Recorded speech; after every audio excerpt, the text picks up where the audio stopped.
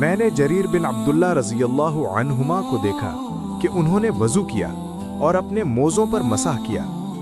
میں نے جب ان سے اس سلسلے میں بات کی تو انہوں نے کہا، میں نے نبی اکرم صلی اللہ علیہ وسلم کو دیکھا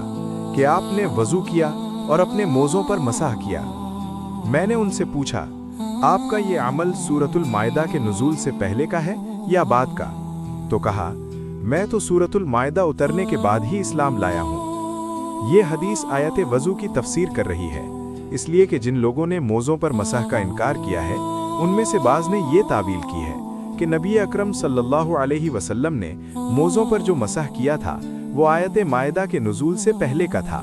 جبکہ جریر رضی اللہ عنہ نے اپنی روایت میں ذکر کیا ہے کہ انہوں نے نزول مائدہ کے بعد نبی اکرم صلی اللہ علیہ وسلم کو موزوں پر مسح کرتے ہوئے دیکھا ہے۔